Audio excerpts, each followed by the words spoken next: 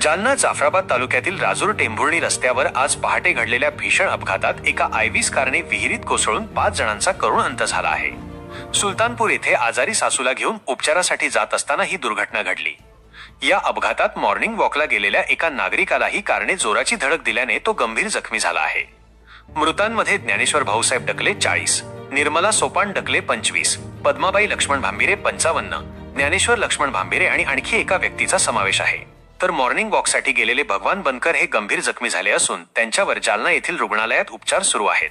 डकले कुटुंब छत्रपती संभाजीनगर येथून निघाले होते। भोकरदन तालुक्यातील कोपर्डा येथे राहणाऱ्या त्यांच्या सासूबाई पॅरालिसिसच्या आजाराने त्रस्त होत्या। त्यांना उपचारासाठी सुलतानपूर येथे नेत असताना पहाटे 6 वाजेच्या सुमारास राजूर टेंभुर्णी मार्गावरील गाडेगव्हाण फाट्याजवळ कारचे नियंत्रण सुटले। कारने रस्त्याच्या कडेला चालणाऱ्या भगवान बनकर यांना धडक दिली आणि त्यानंतर थेट 70 फूट खोल विहिरीत कोसळली। विहिरीत पाणी तुडुंब भरलेले असल्याने कारमधील 5ही जणांना बाहेर पडण्याची संधीच मिळाली नाही। घटनेनंतर परिसरात एकच खळबळ उडाली। स्थानिक नागरिकांनी तात्काळ पोलीस व महसूल अधिकाऱ्यांना कळवले। सकाळपासूनच गाडी बाहेर काढण्यासाठी प्रयत्न सुरू होते। अग्निशमन दलाला बोलावण्यात आले, परंतु अपघाताच्या ठिकाणी असलेल्या कठीण परिस्थितीमुळे त्यांनाही कार व मृतदेह बाहेर काढता आला नाही। शेवटी पैठण येथून खासगी रेस्क्यू पथकाला पाचारण करण्यात आले।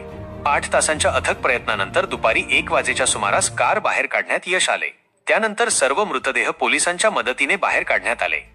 दरम्यान अपघातस्थळी पोलीस व महसूल प्रशासन मोठ्या प्रमाणावर तैनात होते। घटनास्थळ पाहण्यासाठी नागरिकांचीही गर्दी झाली होती।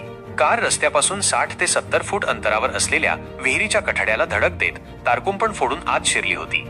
या अपघातामुळे संपूर्ण परिसरात हळहळ व्यक्त होत आहे। एका क्षणात 5 जीव विहिरीत जलसमाधी मिळाल्याने गाव शोकसगरात बुडाले आहे। पोलिसांनी पुढील तपास सुरू केला आहे।